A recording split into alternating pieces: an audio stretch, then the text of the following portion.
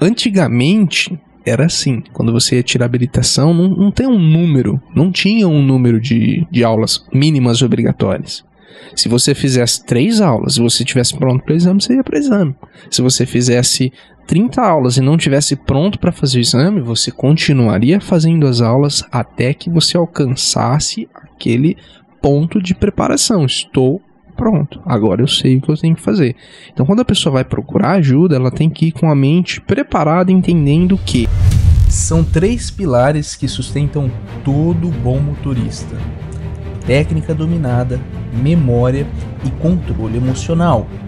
Aqui neste podcast, eu vou te mostrar aonde deve estar o seu foco. Porque quando você foca para melhorar aquilo que você ainda não tem controle, os resultados vêm com toda certeza. Porque o fato é o seguinte: o medo passa, mas o motorista fica. Seja muito bem-vinda, seja muito bem-vindo ao podcast Dirigir Transforma. Aqui nós discutiremos as melhores estratégias para você fazer o seu Drive in 7 Days, ou seja, em como se transformar em uma motorista independente em 7 dias consecutivos. Eu sou o Del de Paula. Eu sou Jennifer Zoelli. Eu sou o Michael Martinez. E o tema de hoje é: não consigo dirigir sozinha.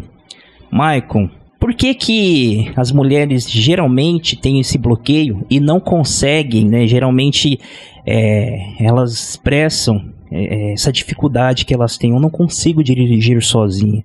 E agora, por que isso acontece? Por que elas acabam se bloqueando após tirar a habilitação e não conseguem dar sequência normalmente como as pessoas, mulheres no geral, conseguem dirigir o seu carro? Claro que existe um processo de adaptação, mas geralmente elas não conseguem passar para a próxima fase. Por que acontece isso? Esse é um tema bem legal, né? Bastante abrangente, porque todo mundo, se a gente parar para analisar, todo mundo conhece alguém que tem habilitação e não dirige. Ou conhece alguém que a pessoa nem sabe que dirige. Às vezes, depois de anos, a pessoa descobre: nossa, mas você tem habilitação, eu não sabia que você tinha habilitação. E se a gente parar para analisar, todo mundo conhece alguém que tem a carta e não dirige. E por que isso acontece? É uma pergunta importantíssima. Isso pode acontecer por vários motivos diferentes. Se a gente parar para analisar, uma das causas bastante comum é, por exemplo, a seguinte insegurança, a seguinte situação. Imagina uma pessoa que nunca dirigiu na vida, ela não teve nenhuma experiência e o primeiro aprendizado dela foi na autoescola. Ok, então ela começa num processo natural de aprendizado, tendo ali o profissional do lado, o instrutor, que vai orientar, vai conduzir. De certa forma, esse instrutor ele tem os pedais ali para poder intervir, se caso necessário, né, numa situação de um erro, um vacilo, um deslize. E o instrutor está sempre ali tentando transmitir o conhecimento, mas ao mesmo tempo transmitir uma segurança para aquela pessoa, para que ela consiga desenvolver. Então, quando o instrutor percebe que a pessoa está ficando mais ansiosa, mais apreensiva, ele tende a tentar acalmar aquele aluno. Calma, fica tranquilo, respira fundo, vamos lá, mantenha o foco, presta atenção nisso e tal. E as 20 aulas é assim, porque é obrigatório o instrutor estar dentro do veículo, todo o processo do desenvolvimento do aluno, né? Só que o problema acontece que algumas pessoas criam essa necessidade de ter um instrutor ali como porto seguro, como uma âncora de segurança. Se alguma coisa acontecer comigo, ele está ali, ele vai me ajudar, o carro não vai bater. Então, a todo momento, de certa forma, a pessoa tende a não acreditar nela e acreditar nesse instrutor. Ok. Isso é o processo comum de aprendizado. Aí a pessoa vai lá, consegue aprovação no exame, passa, maior alegria, maior felicidade, tudo de bom, e pega a CNH na mão. E ela começa então a se deparar com a realidade da vida, né? Ela tem habilitação, tem o carro e não tem o quê? O instrutor do lado. Não tem o instrutor do lado. Então aquela pessoa que sempre tinha um instrutor como uma referência de segurança, uma referência de que tudo vai estar sempre dentro dos conformes, agora ela parte de fato para a parte de enfrentamento, onde ela tem que desenvolver, baseado em tudo que ela aprendeu, em tudo que ela viveu, uma segurança nas próprias habilidades que ela aprendeu e que ainda tem que ser lapidada, tem que ser desenvolvida, porque é muito difícil você dizer que se forma um motorista com 20 aulas.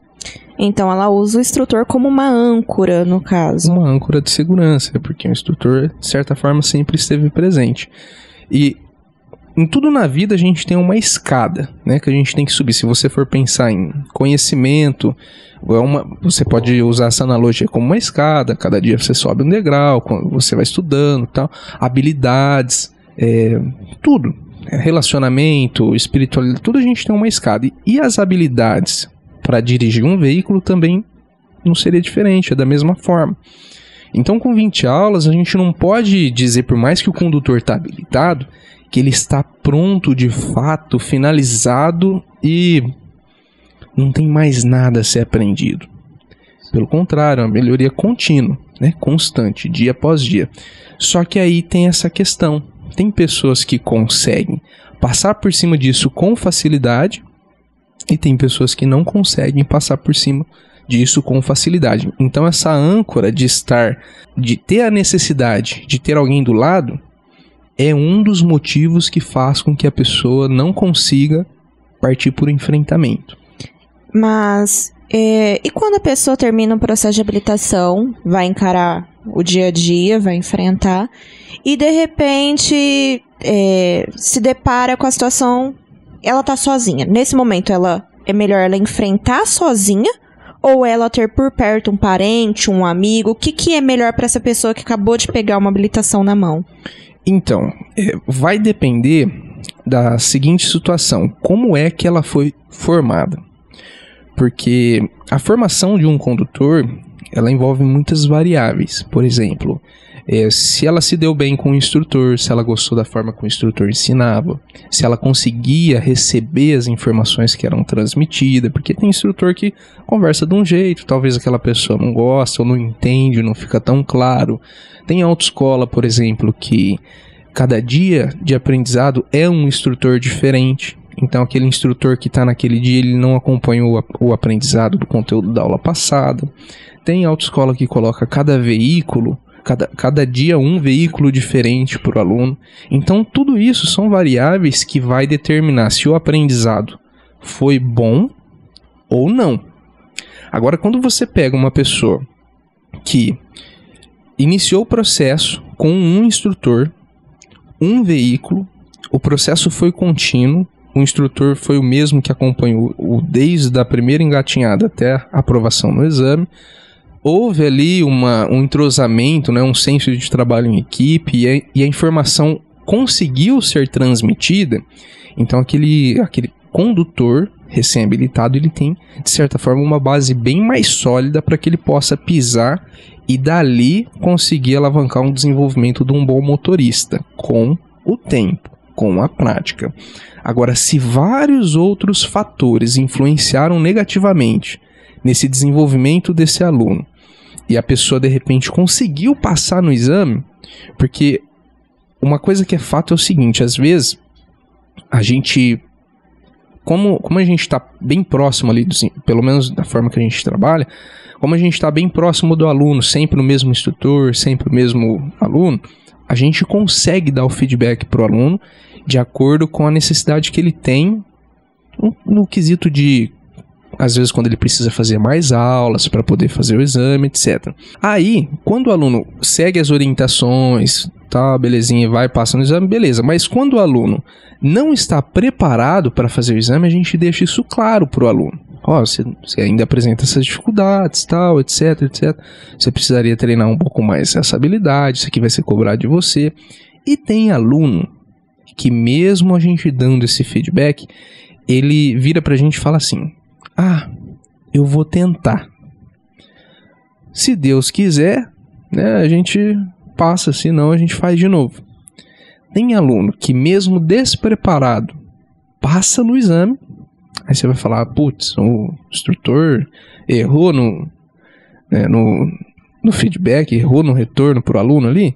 Não necessariamente, tem muitas variáveis que envolvem ali, às vezes o examinador está de bom humor, às vezes o examinador, ele passa o aluno, ele permite um erro, às vezes ele leva em consideração se o aluno está nervoso, mas sabe fazer, às vezes não interessa se o aluno está nervoso ou não, ele errou, vai marcar, que de certa forma é o correto, se errou, marca, então a gente faz toda a instrução em cima disso. Né? Aí a pessoa vai e passa no exame. Existem muitos candidatos que passam no exame sem de fato estar preparado. Aí, nessa situação, a pessoa está consciente do despreparo, mas está habilitada e isso mesmo trabalha contra ela. Como que eu vou conseguir agora ser um instrutor? Porque na cabeça do aluno, antes de passar no exame, é assim, ó. Para mim fazer aula eu tenho que pagar, né? Beleza. Mas se eu passar no exame, eu vou ter o carro lá, eu posso treinar quantas vezes eu quiser. Só que quando chega de fato nesse momento do treinamento, sozinha, não rola. Não acontece. Então essa é uma situação. Agora existem outras situações, por exemplo, que essa dependência, ela é imposta. Tem pessoas que requisitam essa dependência de um parente, do marido, às vezes quando não é casada, do pai, a pessoa mesmo contrai essa dependência. Olha, quando eu for dirigindo no começo, você pode me ajudar, você pode estar presente comigo para me auxiliar. De repente, às vezes a pessoa contrai essa necessidade, mas às vezes isso é imposto pelo próprio parceiro, pelo próprio parente, porque às vezes o carro não é nem da pessoa, tal. Então, é bom? Depende. Se a pessoa teve uma boa base, não é bom. É bom que ela entre no processo de enfrentamento sozinha, que ela desenvolva todas as habilidades que ela já contraiu e ela sabe o que tem que ser melhorado dia após dia. Porque o processo de enfrentamento, ele tem que fazer com que todas as habilidades, todas as confianças e toda a confiança, né, tem que ser estabelecida na própria pessoa, no motorista e não em outra pessoa. Agora, se a pessoa não teve uma boa formação, se de repente ela passou por uma eventualidade do destino, né, aí é complicado, porque a pessoa não sabe muito bem o que está fazendo. E se ela não sabe o que está fazendo, aí é perigoso. Inclusive, nós até conhecemos algumas autoescolas que vai e formam o aluno somente para exame prático. Só que não coloca esse aluno para enfrentar um trânsito realmente. Coloca no percurso de exame, onde a pessoa fica limitada a aprender aquelas regrinhas, consegue aprovar no dia. Só que a maioria dessas autoescolas não coloca o aluno para enfrentar uma avenida, um movimento, uma rotatória. E aí a pessoa vai se deparar no dia a dia, ela não conhece esse fluxo. E tem medo de enfrentar também. Exatamente. A gente vê muitos instrutores que têm mais medo do que o aluno. Porque sai da autoescola com o instrutor dirigindo. O aluno no banco, vamos lá, o aluno tem 50 minutos a duração de uma aula. Uma aula não é feita, geralmente é feito de 2 a 3 aulas, né? 2 aulas seria 1h40. Aí o instrutor demora 30 minutos para chegar na área de exame. Beleza, de 1h40 já caiu para 1h10 o desenvolvimento da aula daquele aluno. Aí ele treina e na hora da volta, quem volta dirigindo é o instrutor. Então mais meia hora, você tira aí 1 hora do processo de 1h40. Você tira 1 hora do instrutor dirigindo, de 1h40, quanto tempo de fato aquele aluno treinou? 40 minutos. 40 minutos. Então, era para o aluno dirigir 1h40, saindo da autoescola. É lógico que eu não estou falando uma situação do primeiro dia de aula. O primeiro dia de aula, de fato, o instrutor, ele vai dirigindo até um lugar mais tranquilo, tal, e aos poucos, lembra do exemplo da escada que eu citei? Aos poucos, conforme o aluno vai desenvolvendo, a partir do terceiro dia, o aluno já, por vias de regra, o aluno já sai da porta da autoescola dirigindo. Ok. Então era para o aluno sair da porta da autoescola dirigindo e pegar todo tipo de trânsito, desde o trânsito mais leve, o trânsito mais intenso, horário de pico, chega lá no momento, ele desenvolve todos os treinamentos que tem lá e depois ele volta dirigindo. Ah, mas o instrutor dirigindo ele vai mais rápido do que o aluno dirigindo. De fato. Mas se ele demorasse 15 minutos, é 15 minutos a menos que aquele candidato está treinando. E se o aluno demorasse 1 hora, é 1 hora que ele está treinando. Então tem alunos, 20 aulas para todo mundo, né, o processo. Mas dentro dessas 20 aulas tem aluno que treina menos de 10.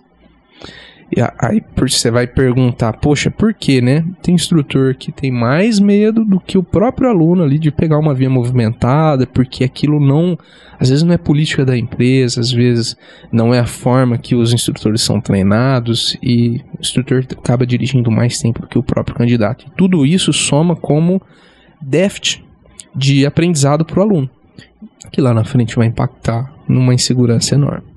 E também tem a questão didática, Michael. Você acredita que a didática de um instrutor para outro muda e isso influencia no aprendizado do aluno? Porque cada aluno tem a sua dificuldade em entender, às vezes precisa de mais atenção com aquele aluno.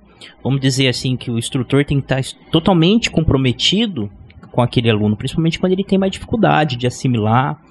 Então essa diferença didática de um para outro influencia também nesse quesito da pessoa, mesmo que ela consiga a habilitação, ela vai estar bloqueada para ir para o enfrentamento depois? A didática faz toda essa diferença ou não? De fato faz.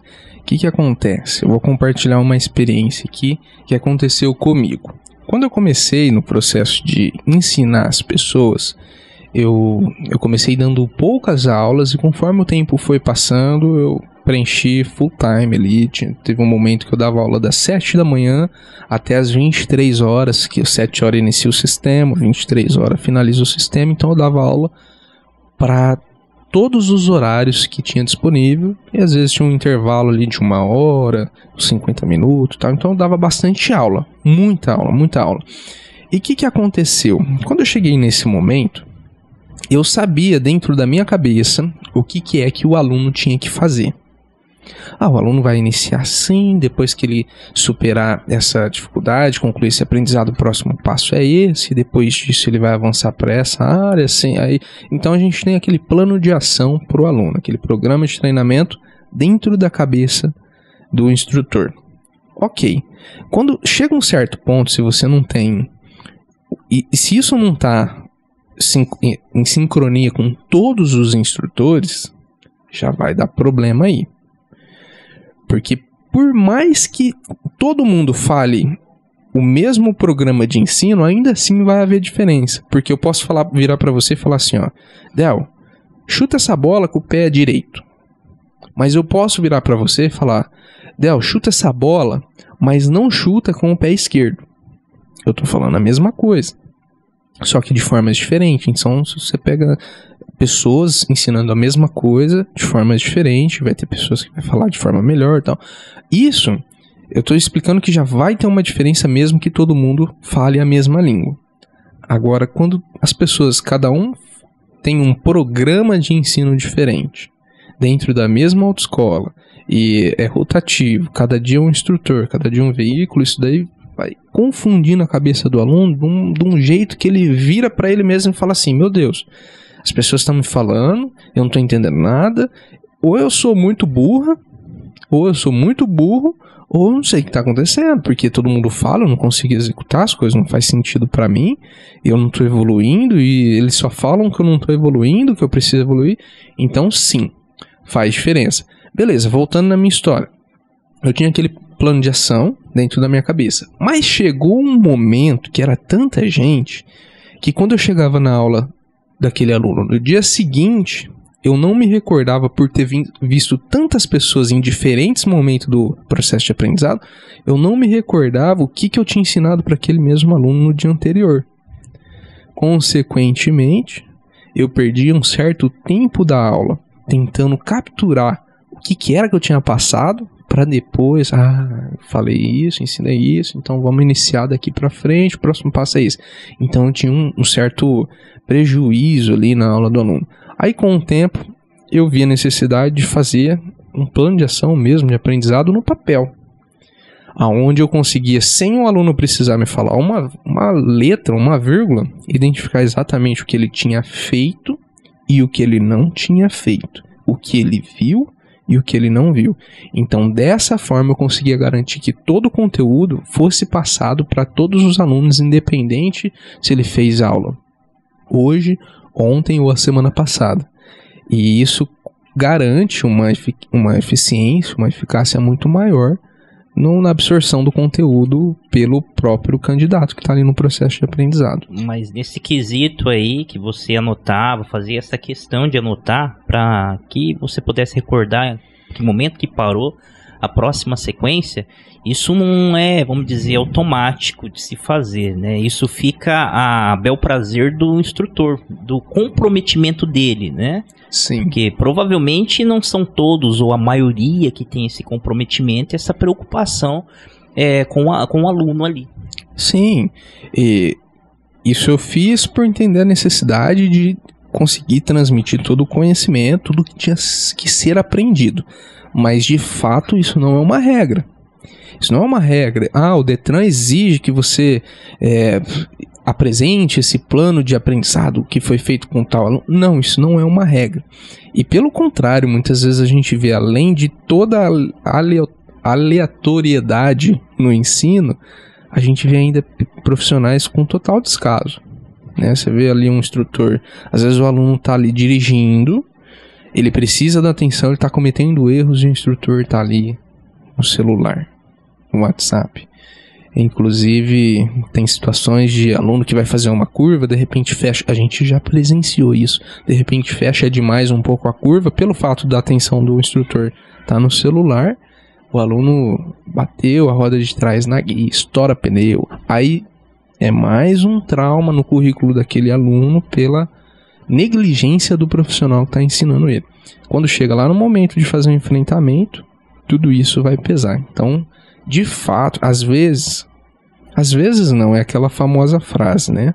O barato sai caro. Então, às vezes a pessoa opta pelo preço, não tem uma indicação, tenta nivelar por baixo ali na escolha da autoescola e ele acaba contraindo um aprendizado, um processo que vai limitar ele em todas as áreas na hora de fazer um enfrentamento, se passar. Porque tem pessoas que nem passam, reprova 5, 7, 8 vezes, paga muito mais de reprova do que o próprio valor da habilitação e não consegue nem chegar no processo de aprovação. Aí quando passa, seja de forma lícita ou ilícita, chega na hora de enfrentar, não consegue fazer o enfrentamento. Aí a pessoa tem que escolher enfrentar sozinha, mas ela não tem uma base sólida, ou pedir ajuda de outras pessoas.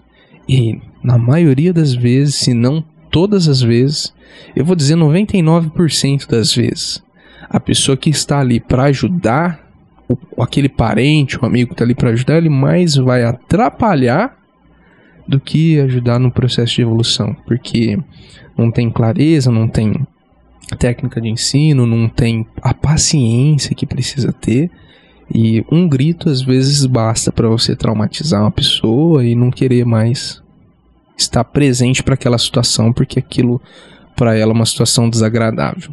Exatamente, inclusive eu passei por uma situação dessa, né, quando tirei minha habilitação, né, e comecei a enfrentar, mas o meu enfrentamento foi imposto à participação do meu pai, porque eu não poderia dirigir se ele não tivesse do meu lado. Foi imposta, a participação do seu pai foi imposta para você. Exatamente. A gente percebe o seguinte, nessa questão, a gente consegue identificar dois tipos, né, de motorista, aquele que passou, mas não tinha totalmente ainda conhecimento, né, de todas as técnicas ali, de certa forma e passou meio que na sorte ali no dia do exame.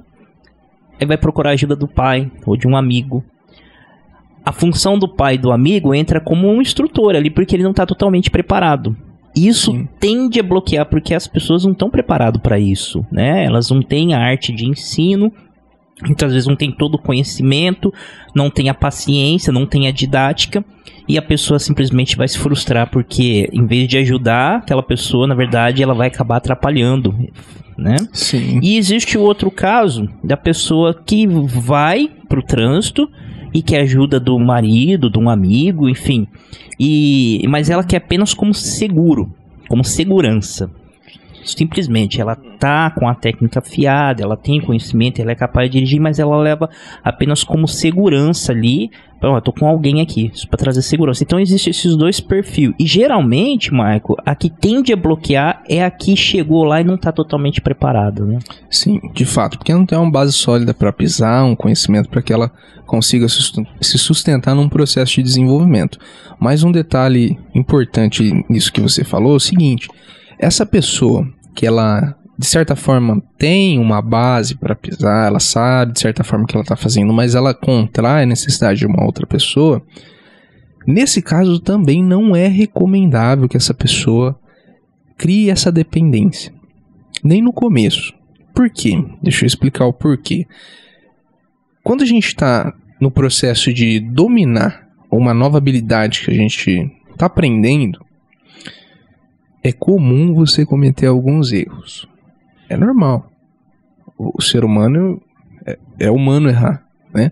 Só que, dependendo dessa pessoa que está com você nesse processo de enfrentamento, um erro basta para a pessoa soltar um grito: você não tá vendo o buraco? Você é burro, você vai arregaçar o carro, não sei o que, tá? Porque é normal errar.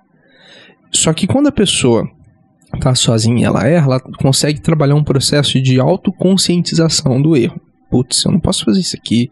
Se eu fizer isso aqui, eu vou arregaçar o carro. Nossa, eu tenho que ficar atento no buraco, porque todo mundo cai no buraco.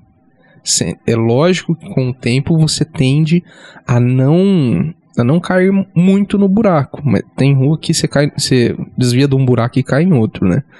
Mas quando você tá num processo de desenvolvimento e tem alguém ali que é super zeloso com o carro, tal, etc, etc, às vezes um grito basta. Então aquela pessoa que tinha tudo para desenvolver muito bem, às vezes por um simples berro, um grito, um susto, uma puxada no volante, é o suficiente para a pessoa bloquear. E isso tem a ver com a sua situação, né? Que a gente te cortou. Basicamente foi isso que eu passei mesmo com meu pai, porque foi imposta por ele. Eu já dominava bem, por ser uma recém-habilitada, dominava bem, mas como o carro era dele, né? Ele que quis estar junto dentro do carro. Só que eu dirigi 3 vezes o carro logo que eu peguei a habilitação. Na terceira vez bastou. Por quê? Eu tava numa rua e tinha uma sacolinha no meio da rua. E eu passei com o carro, não passei com a roda em cima da sacolinha, mas no meio do carro. Pra ele foi o suficiente. Ele começou a gritar comigo, falando que se fosse um bebê eu teria passado por cima. Enfim. E se fosse uma criança? Aí eu falei, mas não é um bebê, era uma sacolinha. Mas e se fosse? E começou a gritar comigo, aí eu falei, então eu não dirijo mais. Fiquei 1 ano sem dirigir carro, voltei a dirigir pela necessidade. Mas basicamente foi o que aconteceu, porque o carro era dele. E mexeu muito comigo o grito dele. Mexeu muito de falar que poderia ser uma criança, mesmo sabendo que não era, mas mexe com o nosso psicológico. Aquela situação te bloqueou, né? Muito, eu fiquei 1 ano sem dirigir. Mas imagina só, se o pai, que é referência para a filha de segurança, de alcançar sucesso na vida, conquistas, né? Geralmente a filha, principalmente, tem esse espelho no pai. Se ele vai pro trânsito com você e por algum motivo ali ele te bloqueia, às vezes por falta de paciência ou por não acreditar, agir de uma forma que ele mostra que não acredita em você, isso é subconsciente, né? Você tende a bloquear. Mas ainda bem que você conseguiu superar a situação. Inclusive, a Jennifer é instrutora, né, de trânsito, formação de condutores hoje. Tem muitos resultados excelentes, né? Ainda bem que você conseguiu superar essa fase. E conta pra gente como que foi esse processo de superação. O processo de superação foi basicamente imposto também. Ou supera, eu não tinha outra opção. Mas o que levou você Foi uma vaga de emprego. Porque eu até então só dirigia moto. Porque eu tinha comprado a minha motinha, então só dirigia a moto que eu não tinha problema do meu pai gritar comigo na minha cabeça, né? E até que surgiu uma proposta de emprego onde eu deveria dirigir carro. E eu não tinha outra opção, eu precisava aceitar um emprego.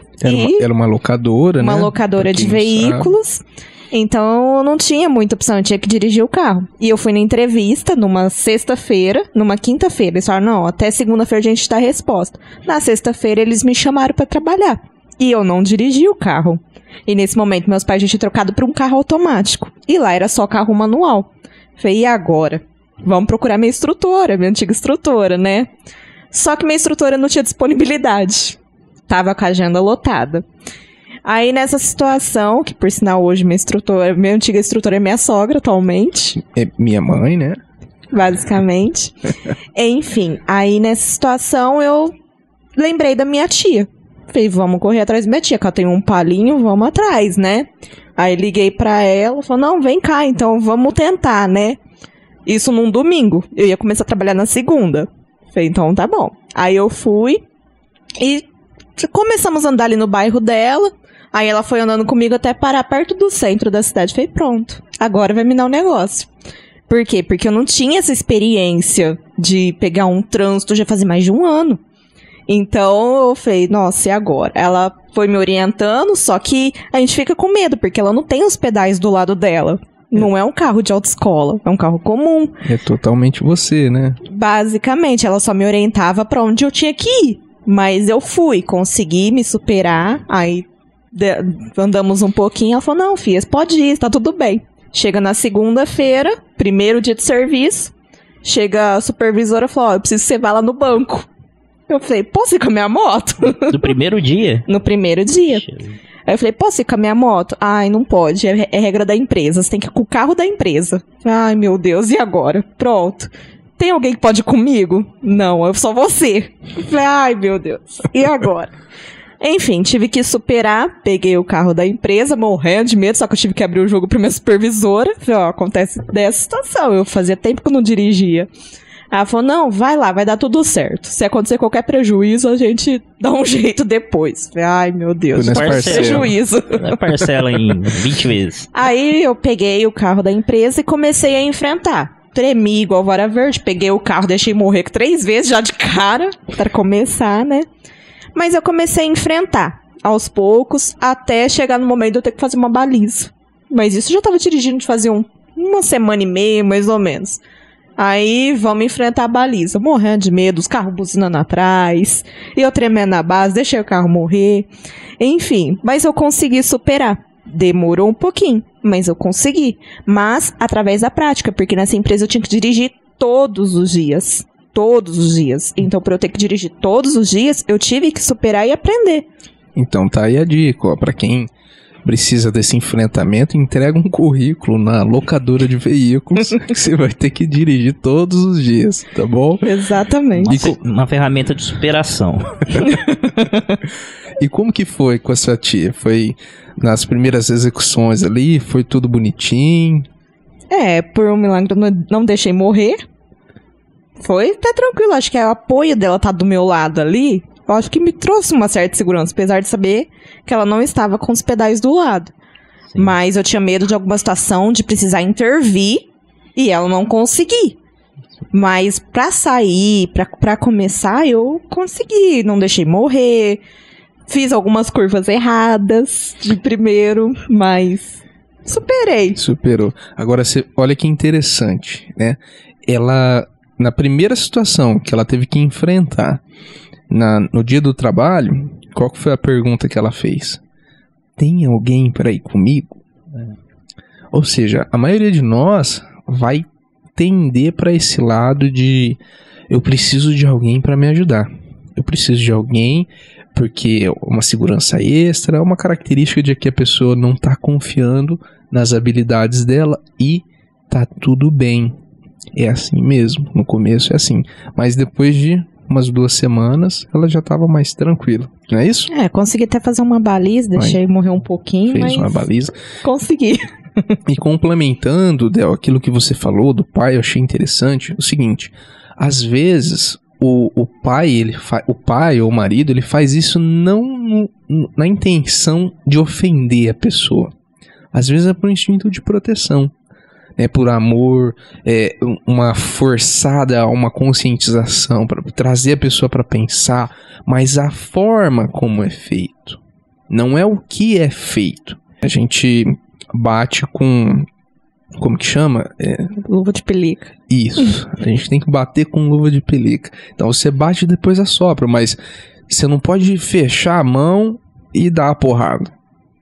Então você tem que saber o que falar e como falar.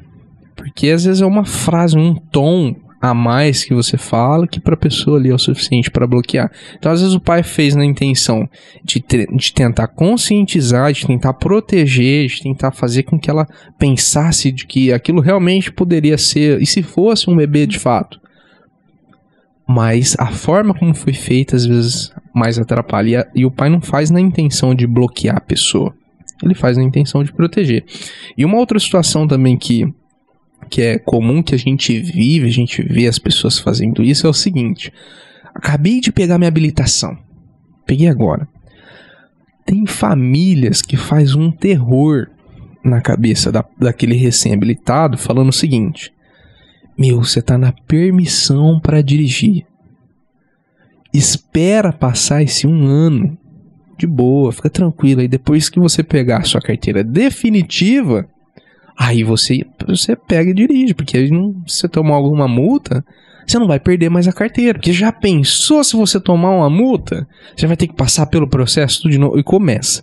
E a pessoa, e é uma desculpa até que plausível, faz sentido. Só que é o que eu falo para os alunos, assim, quando a gente vai entregar a habilitação, eu explico: ó, você tem 1 ano de permissão para dirigir, mas não significa, nesse período você não pode tomar uma multa gravíssima, ou não pode tomar uma multa grave e tal, pode ser uma média, pode ser uma multa leve. Explico tudo, mas eu explico o seguinte: não significa que você não tem que dirigir.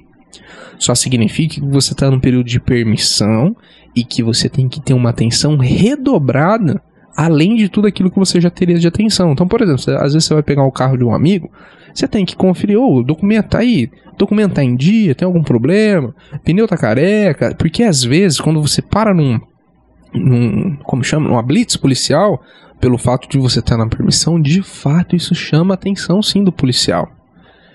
Porque não é que o policial tem intenção de explicitamente prejudicar aquela pessoa, mas é uma realidade. Poxa, ele tá recém-habilitado, será que ele realmente de fato tá tomando todos os cuidados que ele deveria?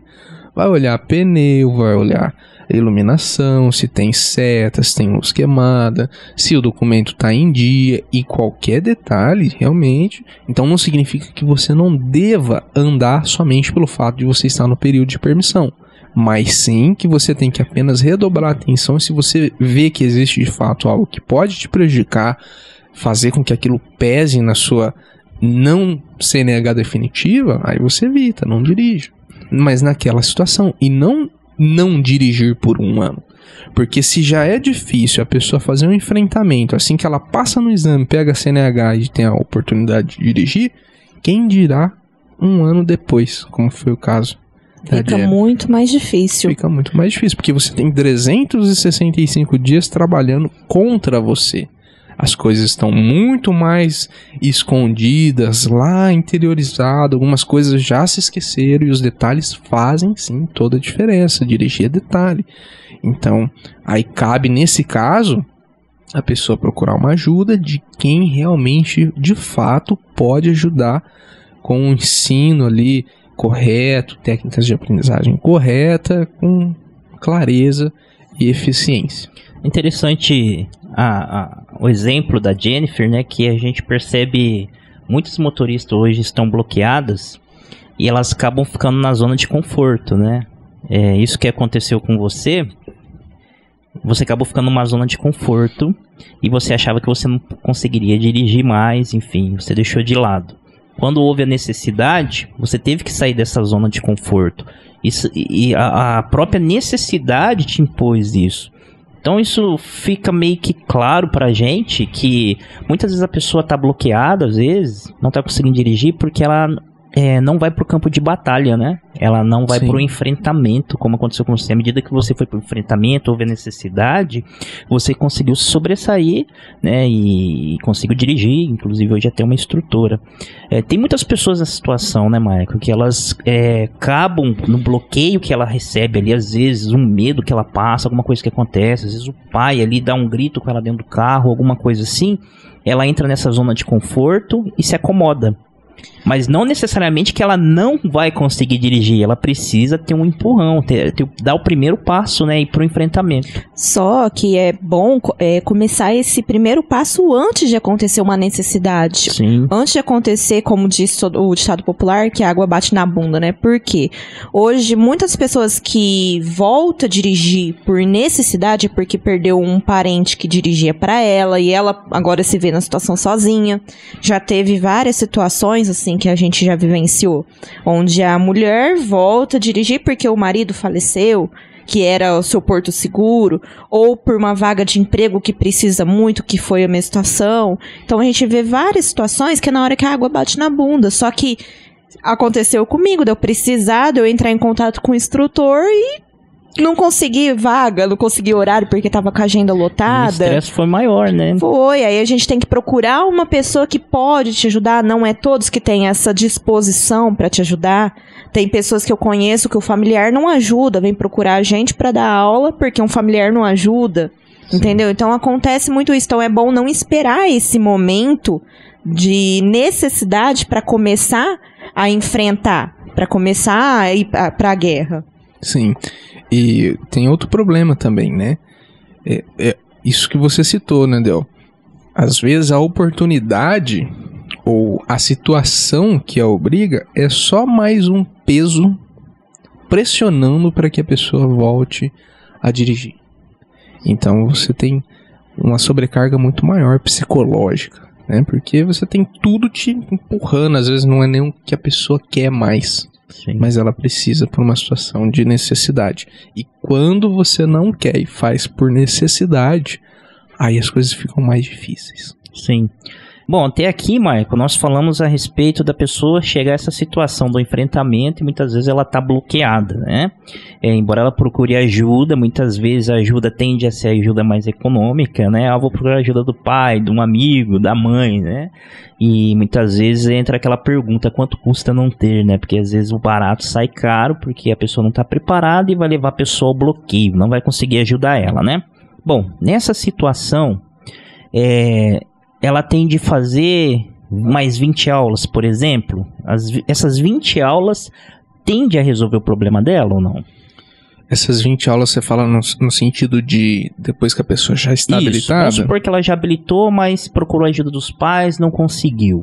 A indicação seria mais 20 aulas? E se essa indicação ou vai resolver o problema dela ou não? Porque a gente tende a ver que muitas vezes a pessoa pega mais 20, depois mais 10, mais 20 e tem pessoas que não conseguem se tornar uma motorista independente e eficaz, né? O que acontece?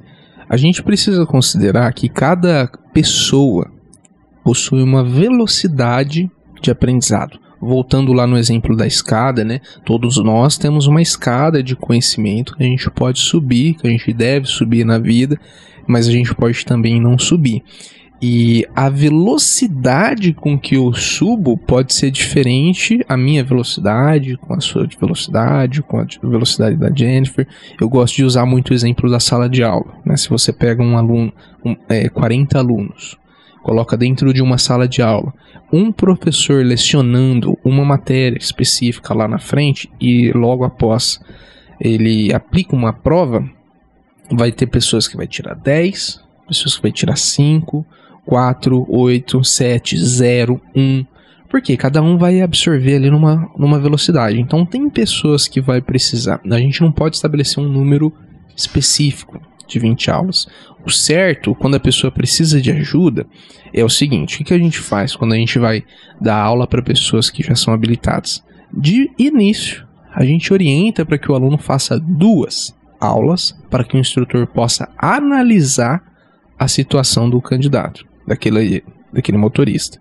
E em cima dessas 2 aulas, o instrutor vai obter as informações, os parâmetros necessários para mais ou menos, não é um número específico, porque a pessoa pode deslanchar ou ela pode diminuir o desenvolvimento de aprendizado, mas baseado nessas 2 aulas, o instrutor vai mais ou menos quantificar uma quantidade de aulas que seria necessária para que aquela pessoa atingisse aquilo que ela tem como objetivo, né? Então, a pessoa, quando ela vai buscar ajuda, ela vai buscar ajuda com um profissional, que ela tem uma boa recomendação, etc. Ela tem que ir na cabeça assim, ó. Eu preciso fazer quantas aulas forem necessários. Porque antigamente era assim, quando você ia tirar habilitação, não tem um número, não tinha um número de aulas mínimas obrigatórias. Se você fizesse 3 aulas e você estivesse pronto para o exame, você ia para o exame. Se você fizesse 30 aulas e não estivesse pronto para fazer o exame, você continuaria fazendo as aulas até que você alcançasse aquele ponto de preparação. Estou pronto, agora eu sei o que eu tenho que fazer. Então, quando a pessoa vai procurar ajuda, ela tem que ir com a mente preparada, entendendo que eu tenho que fazer quantas aulas forem necessárias para que eu desenvolva a habilidade que eu preciso, porque o instrutor tem que saber respeitar a minha velocidade de aprendizado e, principalmente, você, a própria pessoa, tem que aprender a se respeitar a si mesmo. Eu demoro um pouquinho mais para aprender, para assimilar, para raciocinar. Tá tudo bem, não tem nada de errado com isso. Você só tem que aprender a entender e se aceitar. Não, beleza, eu preciso de um pouco mais de treinamento. Ok. Um outro erro também, nesse momento, é se comparar. Às vezes a pessoa tem uma amizade, tem um amigo, uma amiga que fez, com X quantidade de aulas, ela conseguiu o resultado que ela queria. Então eu tenho que conseguir também. Se essa pessoa conseguiu, por que eu não consigo? Autocobrança, mas nem sempre é assim. Você não pode focar no destino. Você tem que focar na evolução. Não se compare, não foque no destino, foque na sua evolução dia após dia. A melhoria contínua, até que você se sinta seguro o suficiente, capaz o suficiente para conseguir. Não, dominei, sei o que eu tenho que fazer, não está perfeito não vai ficar, não queira que fique perfeito, você só tem que conseguir fazer o básico, e com o básico você vai conseguir melhorar dia após dia. O feito é melhor que perfeito, né? Feito é melhor que perfeito. Mas e aquelas situações onde o aluno faz as aulas particulares, depois já de habilitado, tá tudo ok ali, tá tudo bem, tá fazendo, tá desenvolvendo, só que na hora que ele vai, tá sem o instrutor do lado, e vai para dirigir sozinho, mesmo habilitado já nessa situação, ainda assim não consegue, porque a gente vê que tem situações assim, que a pessoa vai, faz as aulas, tá bem nas aulas, tá ok, dirige, sem o instrutor precisar ficar falando nada. Só que na hora de pegar o próprio carro não consegue. Por que acontece essa situação? O que acontece? Nós temos que entender a linha de aprendizado. Se a gente entender a linha de aprendizado, as coisas vão começar a fazer mais sentido. Imagina que vamos tentar desenhar um gráfico aqui, ó. Começa aqui de baixo. Você absorve um conhecimento, um aprendizado, beleza, aí o seu nível de conhecimento sobe, dá um pico. Depois que você aprende aquela nova coisa, você tem um pequeno retrocesso, você diminui um pouquinho o seu nível de conhecimento, algumas coisas se perdem e você entra num platô, aquilo estabiliza. Depois que estabilizou, aquilo que estabilizou, que de fato ficou presente para você como um aprendizado concluído. Eu preciso aprender um pouco mais. Ok, você absorve mais conhecimento, então você vai ter outro pico de conhecimento. Depois que você alcança esse outro pico, você tem um pequeno retrocesso e depois você entra no platô novamente. É assim que a gente aprende. Aí quando as pessoas entram nesse pequeno retrocesso, elas falam, putz, mas eu já tinha aprendido isso, eu estou desaprendendo, eu estou andando para trás. Eu tinha concluí essa missão, agora parece que eu tô pior, mas não é. É que a gente de fato perde um pouquinho do que foi aprendido para depois entrar nesse platô. Então a gente tem que entender que primeiro a gente tem esse pico de conhecimento, perde um pouquinho do que foi aprendido e estabiliza. Outro pico de conhecimento, perde um pouquinho, estabiliza. E assim a gente vai subindo o nosso grau de conhecimento, mas entendendo e respeitando que a gente vai ter um pico de conhecimento e vai perder alguma coisa. Sim, nesse processo de ir para o enfrentamento, a gente percebe que há muita falta de gestão no próprio processo do motorista, né? Você acredita que ela estabelecer um plano, uma meta, traçar uma meta, um plano, por exemplo, eu pretendo dirigir, eu vou começar passo a passo, começando mais fácil e sozinha. Eu vou primeiro na padaria, que é mais perto, depois tenho dificuldade de estacionar meu carro, eu vou treinar em frente à garagem de casa para estacionar, tirar e entrar. Você acha que estabelecer um plano de ação, estabelecer uma meta, minha meta para uma semana é isso, para um mês é isso, eu quero estar assim. Você acha que esse processo de estabelecer plano, meta e execução pode ajudar a pessoa nesse processo para não se sentir perdida, Michael? Sim, com certeza. Só que a gente tem que deixar claro duas coisas. Primeiro, comece do degrau mais baixo. O seu destino é dominar tudo que está relacionado com dirigir. Só que você tem que focar na sua evolução. Então, o seu primeiro desafio, vamos supor, é tirar o carro da garagem. Ok. Então você faz um planejamento. Eu vou tirar o carro da garagem. O que eu vou ter que fazer para tirar o carro da garagem?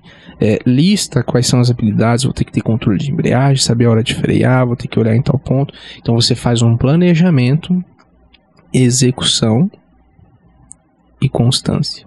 Todo o aprendizado é assim. Você tem o acesso ao conhecimento, faz o planejamento, teve o acesso ao conhecimento, executa e depois torna aquilo constante. Conforme você for tornando aquilo constante, aquilo vai fazendo aos poucos parte de você. E aquela insegurança por não dominar aquela situação, aos poucos ela vai passando. Quando você já não se sente mais tão insegura em tirar o carro da garagem, por exemplo, beleza, qual que é o próximo passo? Eu vou dar uma volta no quarteirão. Aí fez, refaz todo o processo, vou dar uma volta no quarteirão, só uma volta, e vai, constantemente, planejamento, execução, constância, planejamento, execução, constância. Beleza, eu já não estou mais me sentindo tão ansiosa fazendo isso. Ok, tira o carro da garagem, dá a volta no quarteirão, põe o carro na garagem, já está tranquilo? Aí você pode começar a se aventurar um pouco, vou na padaria, vou... 3 quarteirões. Começa pelo bairro, começa pelo mais fácil. Não queira começar já dominando tudo como se você já fosse a expert. É um processo, lembre-se que é uma escada. Então comece do mais fácil, mas tenha um plano de ação. Saiba exatamente o que você vai fazer e principalmente constância. Você tem que ter certeza que saiba de uma coisa. As primeiras execuções elas não vão ser perfeitas.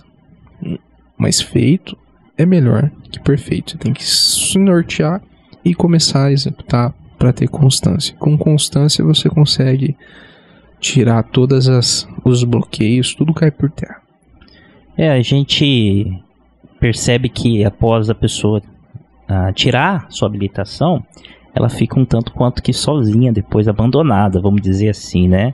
Não existe um plano de execução para ela dar continuidade naquilo, né? Porque imagina, de repente ela tem o instrutor dela ali, do nada ela se sente sozinha. Vai atrás de ajuda de quem não está habilitado, muitas vezes vai pagar aula, mas a gente sabe que o retorno muitas vezes não é favorável, né? Muitas vezes a pessoa precisa de mais tempo de dedicação full time, né, para ajudar ela. Então não existe esse suporte, né? As pessoas acabam se bloqueando ainda mais com o passar do tempo. E é interessante que tudo que você cita são as técnicas específicas do Dirigir Transforma, né? A metodologia Drive Memory, ela cria essa escalabilidade para a pessoa, para ela conseguir do começo ao fim chegar, atingir os resultados favoráveis e tornar uma motorista com eficácia, eficiente, né? Exatamente, um plano de ação, né? Bem detalhado, específico, desde o mais simples até o mais avançado, inclusive rodovia, pegar cidades vizinhas, etc. Agora, um detalhe que você me chamou a atenção é o seguinte, além das pessoas não terem esse suporte, às vezes ela tem que enfrentar ela se depara com pessoas, às vezes pessoas que ela ama, pessoas que tá ali, tá presente do lado, que lutam contra o seu sucesso. E isso é um problema. É contraintuitivo, né? É contraintuitivo. Às vezes você chegar numa situação de vitória, de uma situação, você expõe a fragilidade daquela outra pessoa, então ela se sente inferiorizada, ela se sente ofendida, onde o seu sucesso expõe a fragilidade de uma outra pessoa. E isso é um problema também muito comum, que a pessoa tem que passar por um processo de enfrentamento que às vezes é muito mais difícil porque é uma situação delicada, onde a própria pessoa, aquela frase, né, o mal dorme ao lado, às vezes o marido que põe a pessoa para baixo, às vezes o marido que mina a confiança, as expectativas, que você não é capaz, para que isso? Ou o carro é meu, eu não vou deixar você fazer, não vou deixar, compra seu carro, né? Tem muito disso também. E são situações que são mais delicadas e requer um cuidado bem especial, onde a pessoa tem que colocar na balança ganhos e perdas. O que ela vai ter se ela de fato... Porque em todas as escolhas que a gente faz na vida, você vai ter o ganho de alguma coisa e a perda de uma outra coisa. Tudo você vai ganhar ou perder. Seja você dirigir, eu escolho dirigir, independente da situação, você vai ter ganhos e perdas. Eu escolho não dirigir, você vai ter ganhos e perdas. Então, para se tomar decisões em situações difíceis, é necessário que a pessoa faça esse balanço de tudo que ela vai ganhar e perder, se ela decidir escolher a rota por esse caminho, e tudo que ela vai ganhar ou perder se ela decidir escolher a rota pelo outro caminho. E a pessoa escolher, de fato. Às vezes ela vai ver o que pesa mais para ela e de fato enfrentar, ou o que algumas pessoas fazem, né? Morrer com os sonhos nos papéis. Sim. Mas de qualquer situação sempre vai ter um enfrentamento. Por quê? Por mais que às vezes tenha o mal que dorme ao lado, mas também tem a situação contrário, que a pessoa quer, mas tem a dificuldade, e sempre tem uma outra pessoa que fica cobrando, mas por que você não consegue se o fulano consegue? Então a pessoa começa, nossa, é mesmo, não consigo. Ela já vai minando dentro dela. Por que a outra consegue, eu não consigo? E isso vem geralmente dos mais próximos também. Não só a questão da pessoa ir contra, minar ali, né? Você não consegue, como a própria pessoa já se interiorizar isso, eu não consigo. Então, de qualquer forma, sempre vai ter um enfrentamento. Nós podemos dizer que o maior bloqueio da pessoa é ela deixar de acreditar nela. Sim. É o maior de todos, né? Sim. Se existe uma frase que a gente poderia finalizar esse episódio, que eu queria que ficasse de impressão, gravado na cabeça das pessoas que estão nos ouvindo, é o seguinte: se você quer e ninguém mais quer, somente você quer, você vai conseguir. Agora, se todo mundo quiser que você queira, mas você não quer, não vai dar certo. Pode o mundo estar falando, você não vai conseguir, não quero que você faça, mas se você quiser, você consegue. Eu já tive casos de alunos que a família toda era contra a pessoa tirar a habilitação. Foi lá e passou. Dirige, pessoa super feliz, realizada, porque ela queria. Ela vê os benefícios que tem. É incontestável os benefícios que traz para uma pessoa ter autonomia, independência, dirigir um carro. A vida facilita demais. Imagina se a gente não tivesse carro, não tivesse veículo. Às vezes, talvez você que está nos assistindo não dirija, mas se você precisa ir para algum lugar, você pega uma carona, paga ou não paga, com alguém que dirige. Imagina se não houvesse, né, essas pessoas, não houvesse motorista. Então, de fato, é incontestável a facilidade, a flexibilização que traz um veículo para a nossa vida. Mas, se você quiser, você consegue.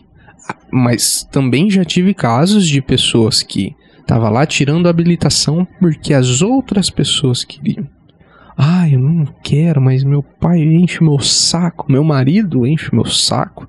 Ai, porque, nossa, todo mundo fica no meu pé, eu não quero. Aí a pessoa entra ali dentro do carro, no banco do motorista, com o carro desligado, pega o celular e fica lá. A gente tem que chamar atenção, parece criança, porque a pessoa não quer. E se ela não quiser, não tem ninguém que vai mudar a cabeça dela. Então, se você quiser, saiba, você precisa de direção para que você possa agir com constância. Tudo dá certo. Então, nesse podcast de hoje, quantas informações importantes, né? Que tenho certeza que vai clarear a mente de muitas pessoas que estão passando por esse enfrentamento, né? Essa fase de bloqueio e não conseguir dirigir o seu carro. Então, nós vimos primeiramente aqui que a pessoa... Nós entendemos o que bloqueia ela, né?